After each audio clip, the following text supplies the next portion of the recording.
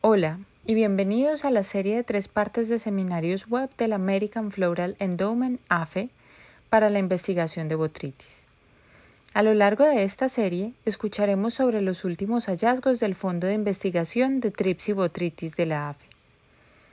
La AFE es la organización nacional sin fines de lucro que financia la investigación científica para identificar y resolver desafíos dentro de la industria de la floricultura. En 2021, la AFE está celebrando 60 años de proveer para el futuro de las flores. En 2017, luego de escuchar y hacer retroalimentación por parte de la industria, la AFE estableció un fondo de investigación especial para abordar de manera agresiva el control y manejo de Thrips y Botrytis. La meta de la AFE de alcanzar 1.5 millones en promesas de contribución fue alcanzada en el 2019, con contribuciones por parte de 24 empresas líder de la industria y organizaciones para apoyar investigaciones nuevas e innovadoras para abordar estos desafíos. Con esos fondos, la AFE ha podido apoyar 8 proyectos de investigación de varios años para reducir pérdidas y producir flores y plantas de mayor calidad. La American Floral Endowment y todos los investigadores desean agradecer a todas las organizaciones que han hecho sus contribuciones en apoyo de esta importante iniciativa. La versión en español de esta sesión la presenta Melissa Muñoz, yo. Soy una estudiante de doctorado del Departamento de Ciencias Vegetales y Ambientales de la Universidad de Clemson. Entonces, sin más preámbulos, vamos a iniciar la primera parte de esta serie de botrytis. En esta parte vamos a hablar un poco sobre los síntomas de la enfermedad, sobre unas estrategias de manejo, sobre monitoreo, y en las próximas sesiones vamos a estar hablando de estrategias de monitoreo de resistencia a fungicidas y de otras estrategias alternativas a los fungicidas que podemos usar para el manejo de la enfermedad. Dentro de nuestra investigación, nosotros en el laboratorio de investigaciones en floricultura aquí en Clemson hemos estudiado varios sistemas y su relación con botrytis. En estos patosistemas o estas 3 diferentes especies que hemos tenido bajo estudio son rosas, principalmente de corte y un poco de maceta, gérberas, nuevamente principalmente de corte pero también de maceta, y petunia en maceta y para plantas de cama. Nuestro cultivo principal, en especial con el que yo más he trabajado, son las rosas, pero varios de los principios y de las estrategias de las cuales vamos a hablar acá van a estar desarrollándose también con éxito para otras especies. Acá a lo largo de esta presentación no vamos a mostrar muchas gráficas o muchos datos porque es más enfocado en, primero que todo, entender bien cómo está la enfermedad, dónde está la enfermedad y cómo es un poco también la biología del patógeno. Entonces, para dar inicio como con esa biología del patógeno, botrytis es un hongo que es conocido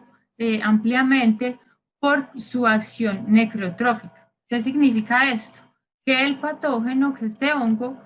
a medida que va colonizando el tejido, mediante todo un arsenal de enzimas, lo que hace es que va matando el tejido y va macerando el tejido en el proceso de obtener los nutrientes que el hongo necesita para su propio desarrollo. Por esto es que a menudo vemos que los síntomas típicos de botrytis están relacionados con necrosis y que a menudo van siendo esta respuesta de este tejido macerado. Sin embargo, botrytis también tiene la capacidad de desarrollar infecciones latentes de las cuales voy a hablar en un segundo.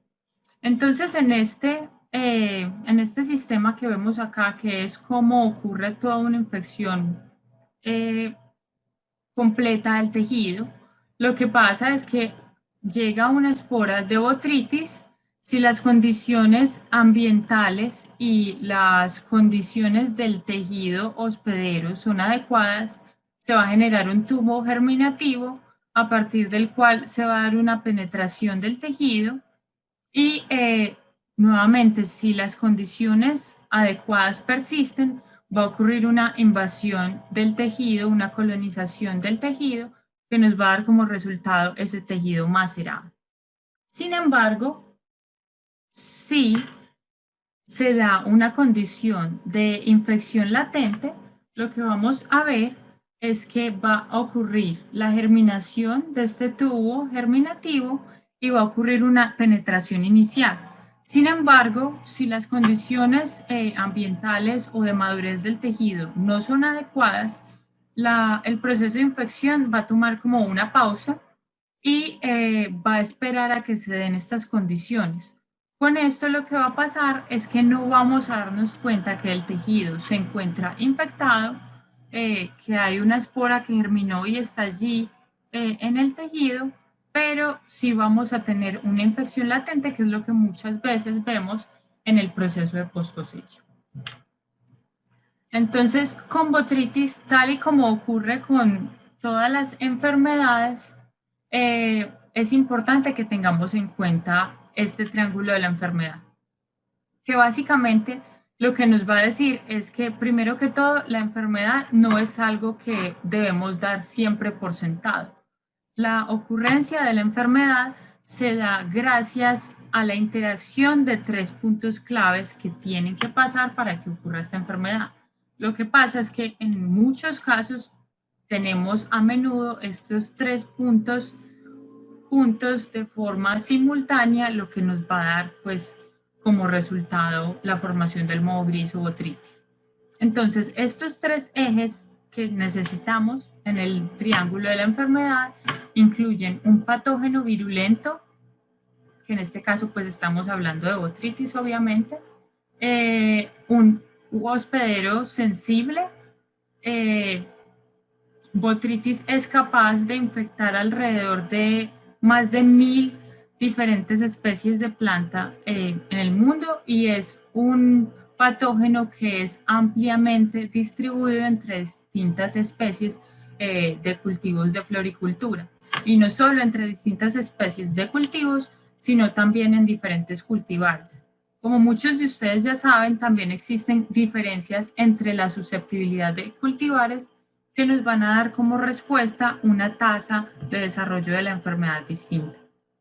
Y finalmente, tenemos este tercer eje en el triángulo de la enfermedad, que es un ambiente favorable para el desarrollo de la misma. Y este ambiente favorable para el caso de botrytis incluye altas temperaturas o humedad libre en la hoja y temperaturas óptimas entre 15 a 25 grados. Sin embargo, un poco menos temperaturas inferiores o un poco superiores, botrytis también es capaz de desarrollar enfermedad. Es solo que la tasa de desarrollo de la enfermedad va a ser un poco más lenta. Entonces, si vamos a tratar botrytis y vamos a hacer un manejo de botrytis, una de las cosas más importantes que tenemos que hacer es saber reconocer los síntomas y estar seguros de que lo que estamos observando es botrytis. Acá les presento unos síntomas muy típicos, muy característicos en rosas. En la foto a mano izquierda pueden ver lo que observamos a menudo después de que las flores son enviadas. Entonces, los productores de flores, de rosas, de corte aquí presentes saben que nadie va a enviar una rosa que tenga siquiera una peca o un síntoma mínimo. Las rosas se van completamente limpias. Lo que pasa es que muchas veces estas infecciones latentes de las que yo les hablaba están allí en el tejido esperando que se den estas condiciones adecuadas de humedad ambiental o de madurez del tejido para desarrollarse. Entonces, si esta humedad es alcanzada durante el envío, muchas veces acá, cuando el cliente recibe las flores, abre y estos son los síntomas que observa. Y en este caso no solo podemos ver síntomas, sino que también podemos ver que si la condición de alta humedad persiste, también se puede dar el desarrollo de la esporulación típica de botritis, que a través de esta es que recibe el nombre de moho gris, porque es una cantidad de esporas grises sobre el tejido que ha sido infectado. El síntoma típico es de color beige y a medida pues que la infección va avanzando y se va macerando más tejido por parte del hongo, pues se da la expansión de estas lesiones y finalmente, como les mencionaba, si las condiciones de humedad son adecuadas y persistentes durante varios días, vamos a obtener una esporulación. Si bien esos síntomas que les mostraba antes son síntomas muy claros y la mayoría de ustedes no tienen duda de que eso es botritis, yo tampoco, tenemos que ciertos síntomas tempranos de la enfermedad pueden a veces ser malinterpretados o confundidos con síntomas, bien sea de otros patógenos o incluso daños ocasionados por factores abióticos. Es por eso que cuando no estamos seguros de si un síntoma está relacionado con la infección de botritis, el uso de cámaras húmedas, de las cuales vamos a hablar un poquito más adelante, es importante. Porque si ponemos este tejido con estos síntomas, estas lesiones necróticas en cámara húmeda durante 3 o 5 días, y a partir de ese tejido vemos que estas lesiones se expanden y que ocurre una esporulación, podemos ver a ciencia cierta si sí es botritis o no. Durante la investigación que hemos realizado, hemos hecho muchas cámaras húmedas y a partir de estas hemos observado que si bien es cierto, botritis representa el patógeno de mayor ocurrencia, y que más pérdidas ocasiona, también hay otros patógenos que hemos sido capaces de aislar de las muestras que hemos recibido y que especialmente en las etapas iniciales de la infección pueden tener unos síntomas muy parecidos a los síntomas de botritis. Estos otros patógenos incluyen Alternaria alternata, Epicoccus nigrum, Penicillium citrinium y Cladosporium cladosporoides. Y como pueden ver, básicamente todos ellos desarrollan una necrosis en la medida en que los síntomas se van haciendo más grandes, es que podemos ver las diferencias realmente entre estos síntomas. Obviamente, como les mencionaba, si ponemos este tejido bajo cámara húmeda y permitimos que haya esporulación, vamos a ser capaces con el uso de un microscopio de ver las diferencias en las estructuras de esporas de los hongos y también si a nivel de laboratorio ponemos este tejido o estas esporas, podemos ver también las diferencias en términos de las colonias de los diferentes hongos que tenemos allí. Otro aspecto importante en tema de la sintomatología son estas manchas o pecas rosadas en las rosas. Varios de ustedes estoy segura que ya me han escuchado hablar de esto. Estos son unos síntomas, estas pecas rosadas o bien estas manchas en el borde de los pétalos han sido históricamente relacionadas con botritis, con la infección de botritis. Sin embargo, tras una investigación que realizamos, tras varios ensayos en los cuales pusimos estos tejidos en cámaras húmedas, tras desinfección, sin desinfección, en diferentes condiciones, lo que observamos es que el desarrollo de estas sintomatologías, de estos manchas o pecas, no está ligado a la infección por botritis. Por ejemplo, en esta foto, en la mitad, vemos que en este pétalo superior tenemos una peca rosada en esta sección del pétalo y acá hubo presencia de otras pecas y que en este pétalo específico en esta posición se dio el desarrollo de botrytis tras un par de días en cámara húmeda. Sin embargo, las otras pecas no desarrollaron botrytis y esta condición de desarrollo de botrytis no es la que prevalece. De hecho, lo que prevalece es que no vemos desarrollo de ningún tipo de síntomas a partir de estas lesiones, ni tampoco vemos que estas lesiones crezcan en tamaño, por lo cual creemos que estas pecas o manchas rosadas se deben gracias a condiciones abióticas y no necesariamente botrytis. Que esta condición abiótica nos está haciendo que el tejido esté más débil, por lo cual puede estar predispuesto al ataque de diferentes patógenos, incluidos botrytis, pero que no están causados por botrytis. Otro síntoma que se ha relacionado con la infección de botrytis es el doblamiento de cuellos. Este es un síntoma y es un problema tanto en rosas como en gérberas y se puede dar por varias razones.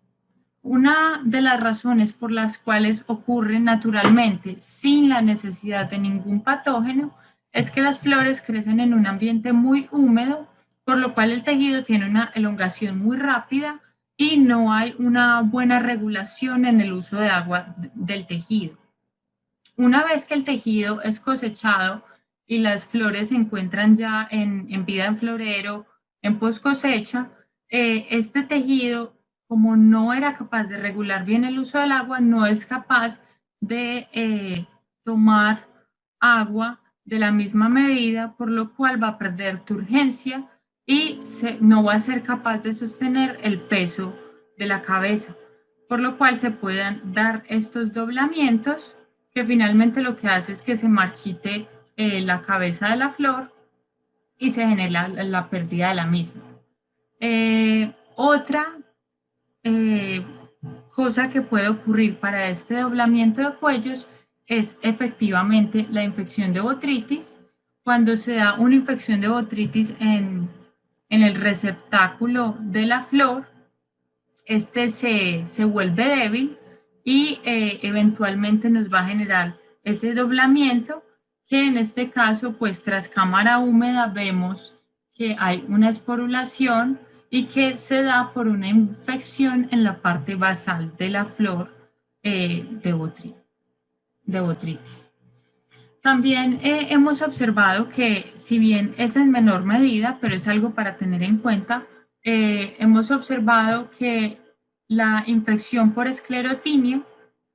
también nos puede dar como resultado estos doblamientos de los cuellos y que la vamos a diferenciar de la infección por botrytis porque en lugar del desarrollo de las esporas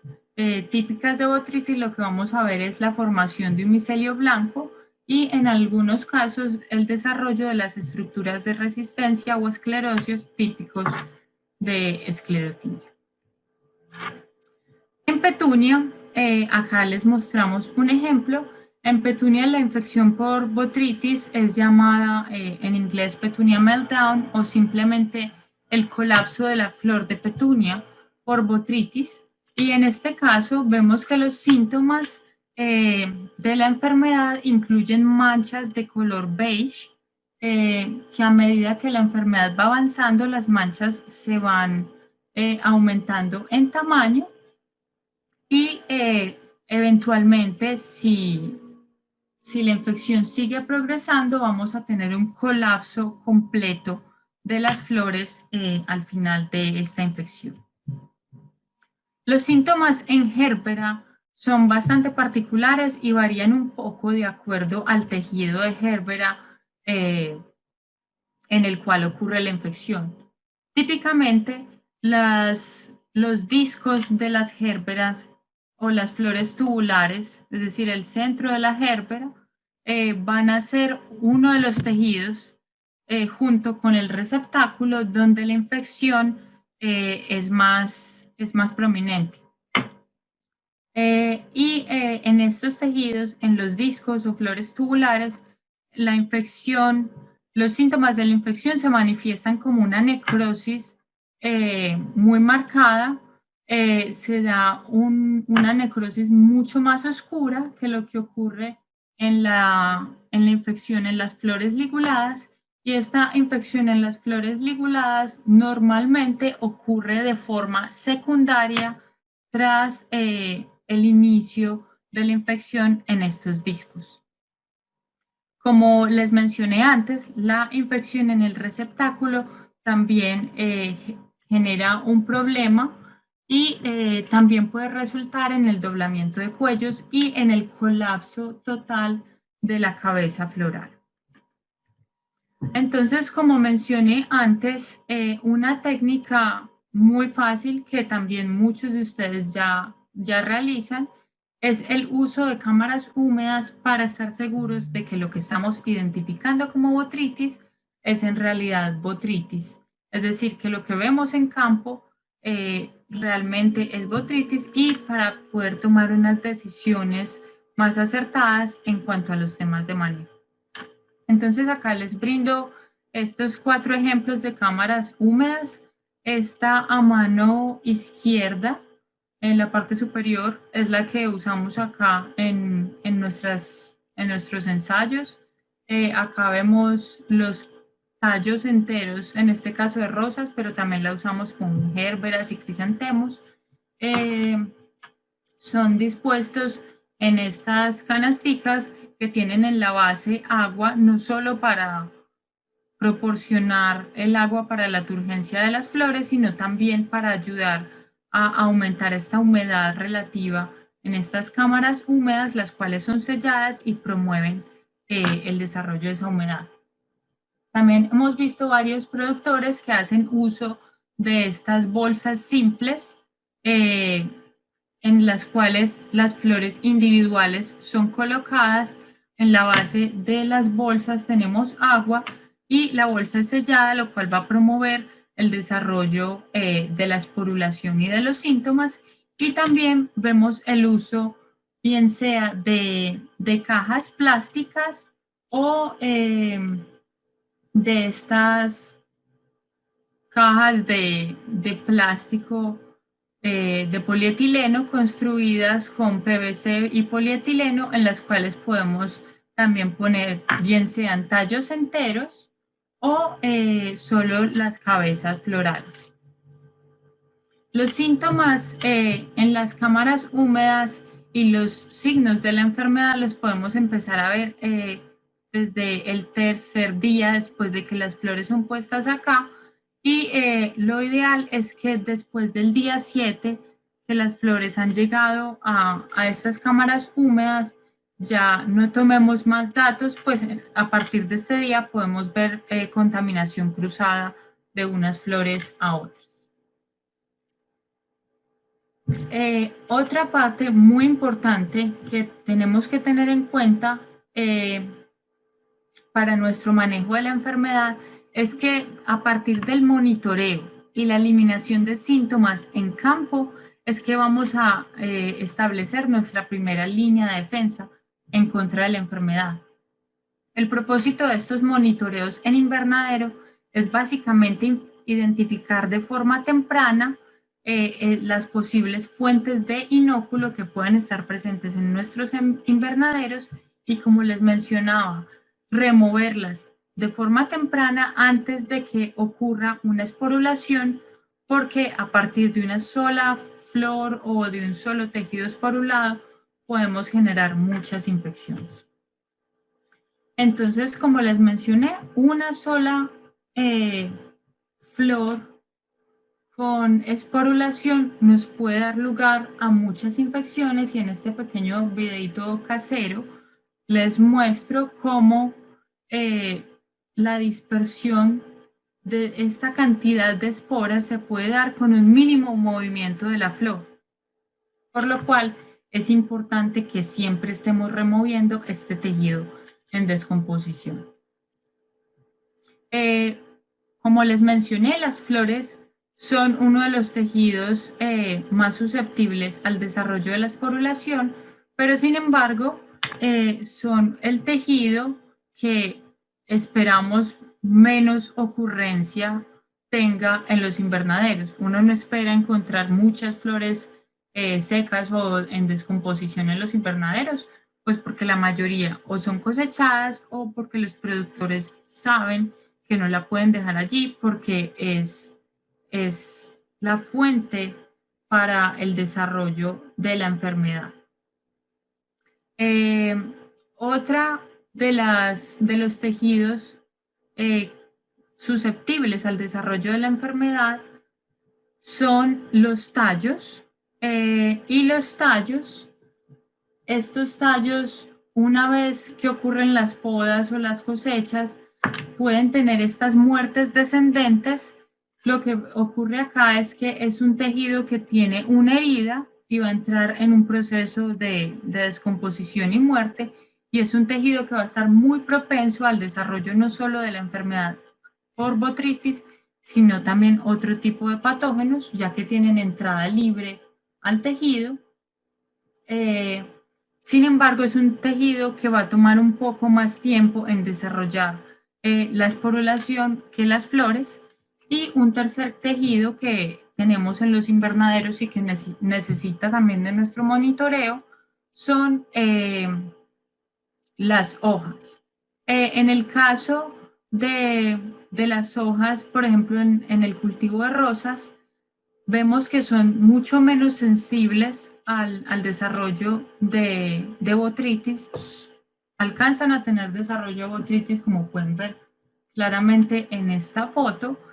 pero por ejemplo tenemos casos de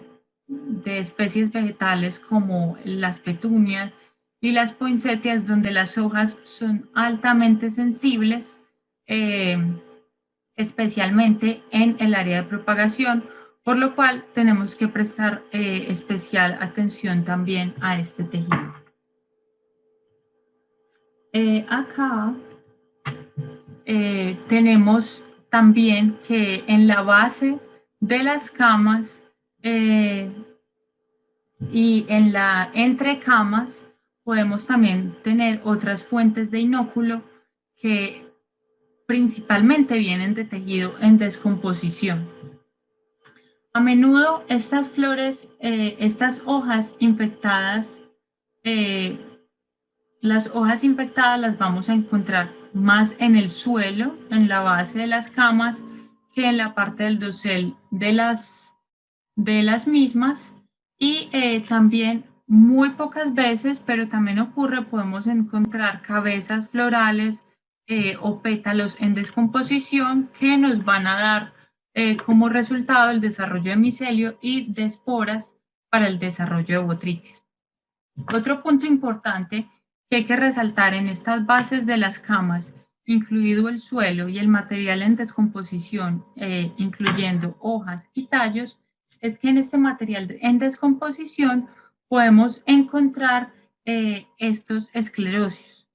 Los esclerosios son básicamente micelio compactado y melanizado de botritis, que es capaz de resistir condiciones adversas y pueden permanecer en estos tejidos y sobrevivir durante largos periodos de tiempo. Entonces, por eso, la sanidad de estas áreas es muy importante. Los tejidos, las esporas del patógeno pueden llegar al tejido de las flores durante diferentes estados de desarrollo de la misma. Y dependiendo de ese estado de desarrollo donde es adquirida esta infección, vamos a ver posteriormente el desarrollo de los síntomas de forma distinta. Por ejemplo, una espora de botritis llega durante los primeros estadios del botón floral al cáliz de la flor. Si esta infección tiene éxito y permanece allí de forma latente, vamos a ver manifestados los síntomas de la infección más adelante, posiblemente en la post cosecha, en la parte de los sépalos de la flor. De forma similar ocurre, por ejemplo, cuando una espora llega al tejido del receptáculo y posteriormente vamos a ver estas infecciones que nos van a generar la enfermedad en el receptáculo de la flor y nos van a generar este doblamiento de cuellos. Los pétalos externos son los que han estado más tiempo expuestos a la posible llegada de botrytis y son las infecciones que nos van a dar lugar en esta parte obviamente externa de la flor y en la última semana básicamente antes de cosecha, cuando la flor empieza a abrir, tenemos que esta parte superior de algunos de los pétalos internos de la flor va a estar expuesta y es lo que nos va a dar como resultado infecciones y síntomas efectivamente en esta parte de la flor. De esto queremos resaltar que entre la etapa de rayado de color, especialmente cuando las flores están en esa semana antes de cosecha, es cuando vamos a tener una exposición mayor de más tejidos a la posible llegada de esporas y los tejidos están en una madurez tal que van a tener una probabilidad alta de desarrollar la enfermedad si las condiciones también climáticas son favorables. Es por eso que durante este periodo es que debemos concentrar nuestros esfuerzos mayores para proteger estos tejidos. Nosotros,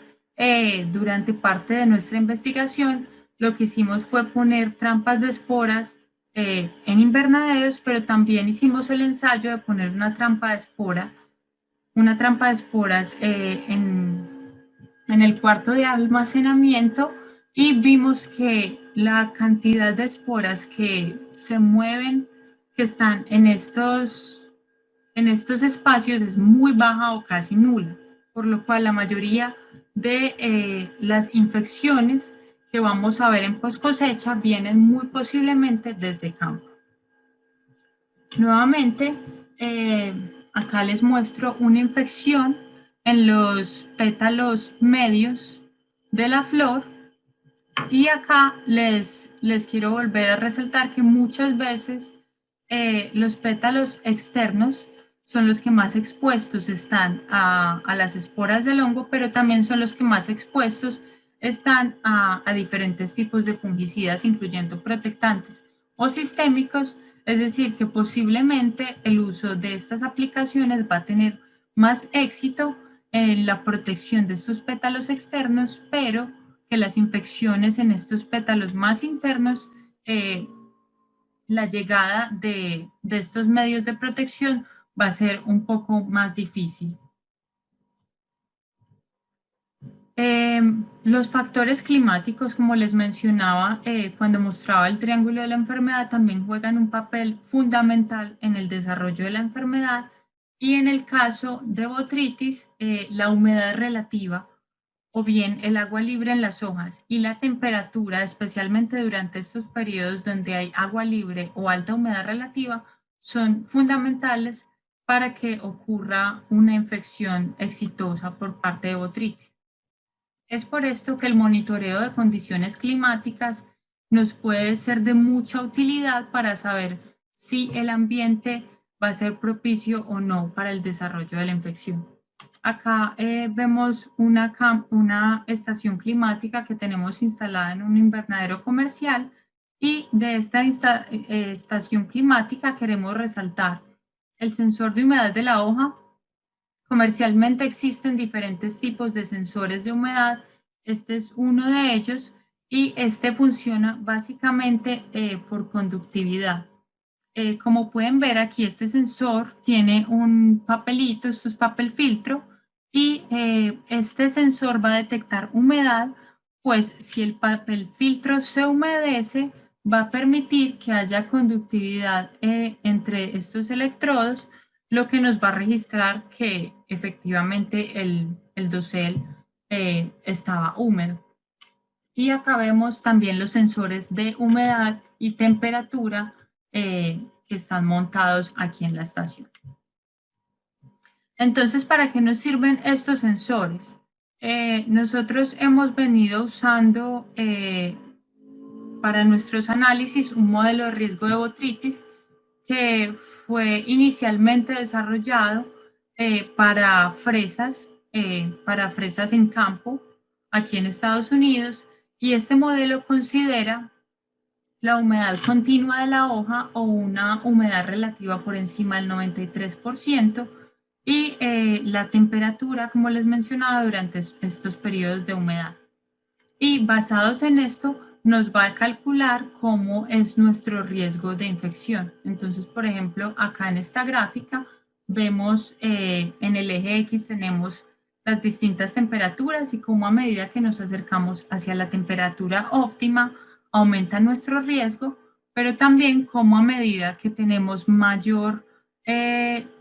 periodo de humedad continua en la hoja, vamos a tener también un riesgo mayor del desarrollo de botritis. Entonces acá les muestro un ejemplo con datos reales que tomamos de los invernaderos en la sabana de Bogotá y vemos cómo esto es los datos tomados entre el mes de enero y febrero de este año y podemos observar en azul tenemos el periodo de humedad continua en la hoja durante cada día y en naranja vamos a tener la temperatura durante ese periodo de humedad. Y podemos ver que durante alrededor de 7 días, por ejemplo, en esta parte, tuvimos una humedad continua en la hoja que nos va a dar como resultado también un riesgo de alrededor del 90% del desarrollo de la enfermedad. También es de resaltar que en este mes y medio de evaluación tuvimos que a diario hay un promedio de más o menos 16 horas de humedad continua en la hoja, lo cual nos va a estar dando unas condiciones muy propicias para el desarrollo de botritis. Una estrategia para reducir esta humedad continua en las hojas es el uso de ventiladores de flujo de aire horizontal.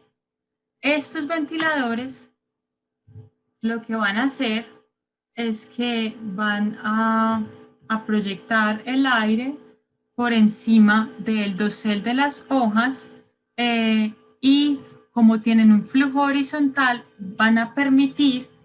que